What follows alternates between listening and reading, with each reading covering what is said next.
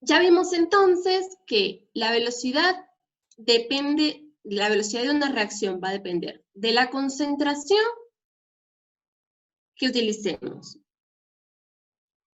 de reactivo.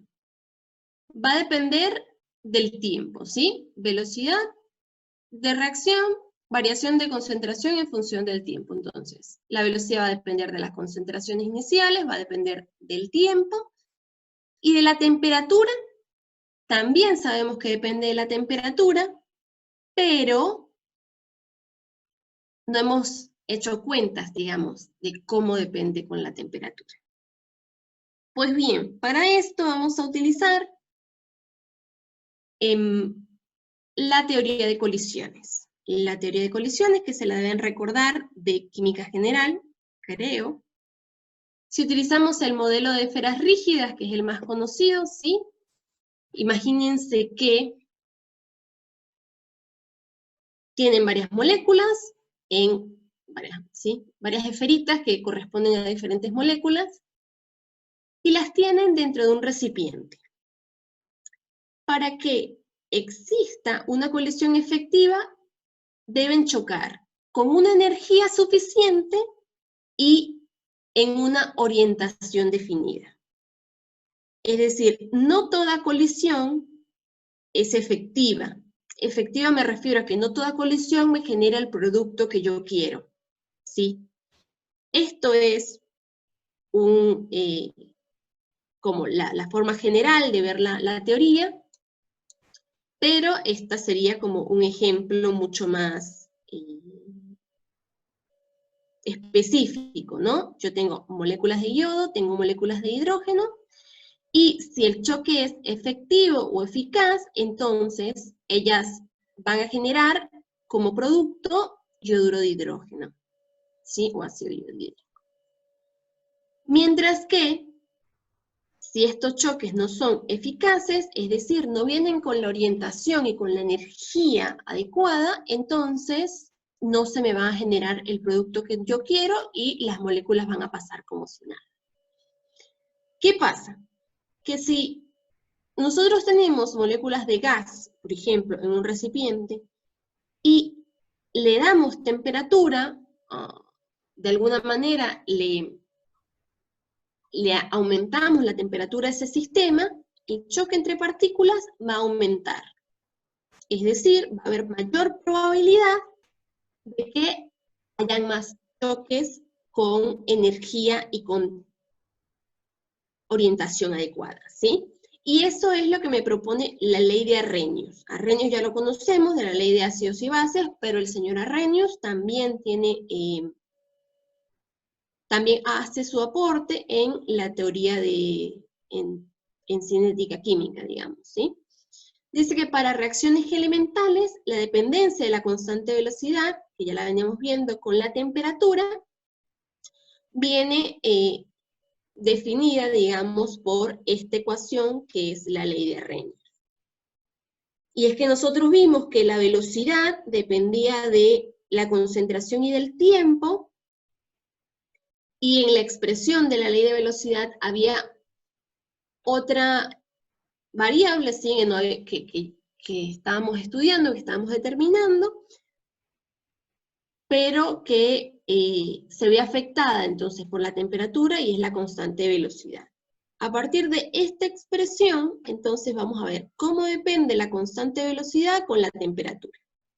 Fíjense que esta A es llamado factor preexponencial o frecuencia de choques, ¿sí?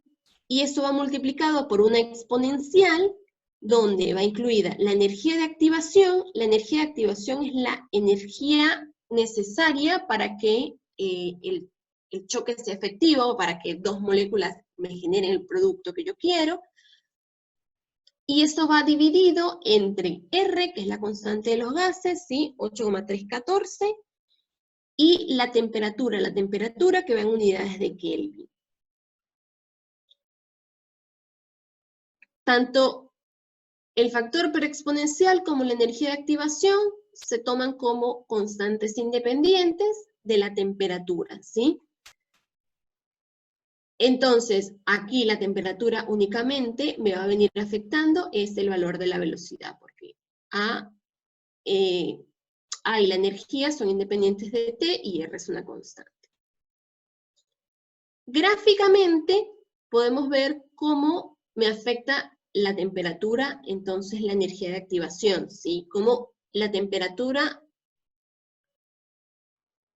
afecta que los choques sean más efectivos, más eficaces, tengan más partículas, la energía suficiente para generarme el producto que yo quiero. A mayor temperatura, mayor velocidad de reacción. ¿Por qué? Si se fijan en el gráfico dice fracción de moléculas. Puede ser número de moléculas, puede ser cantidad de moléculas, lo que prefieran. Es como para dar un número al gráfico. Y en el eje X está graficada la energía. Cuando la temperatura es baja, ¿sí? Requiere este número de moléculas no alcanza la energía de activación para convertirse en producto. Mientras que, si yo aumento la temperatura del sistema, es decir, una temperatura 2 que es mayor a que T1, es mayor la cantidad de moléculas que superan la barrera de la energía de activación, ¿sí? Cuando voy a una mayor temperatura, esto es, recuerden que esto es número de moléculas, fracción de moléculas, cantidad de moléculas. Estas son las moléculas que contienen esta energía, ¿sí? La mayor cantidad de moléculas a una T1 están posicionadas, digamos, en una energía menor. Mientras que a T2, las moléculas tienen mayor energía, ¿sí? La mayor cantidad de moléculas, el pico máximo de moléculas, digamos, tienen mayor energía que a T1. ¿Y qué pasa? Que justamente como a mayor temperatura la energía, la cantidad, las moléculas tienen mayor energía, entonces una mayor cantidad de ellas puede superar la energía de activación del proceso, ¿sí? Y están dispuestas entonces a formar producto. Entonces, a T2 hay un porcentaje mayor de moléculas con energía suficiente para generar productos que en T1. Fíjense que la cantidad de energías de moléculas que están a T1 que superan la energía de activación son estas que están pintadas de moradito. Mientras que a T2 son todas estas que están debajo de la curva roja. Entonces, lo único que quiere decir Arrhenius con este gráfico es que hay mayor cantidad de moléculas a T2 con la energía suficiente para generar producto. No, la energía de activación es fija para que reactivos pasen a productos. Lo que me quiere decir acá es que a mayor temperatura, más moléculas tienen la energía suficiente de generar productos, ¿sí? La energía de activación es fija. Entre ellas, como hay mayor frecuencia de choques, entonces adquieren mayor energía. Si analizamos la expresión de Arrhenius, fíjense que esto es una dependencia exponencial, ¿sí? La constante de velocidad, ok, digo esto rapidito y nos conectamos otra vez. La constante de velocidad aumenta cuando la energía de activación aumenta, ¿sí? Perdón, esto es un valor exponencial. Todo esto pertenece a una exponencial. La constante de velocidad aumenta cuando la energía de activación disminuye.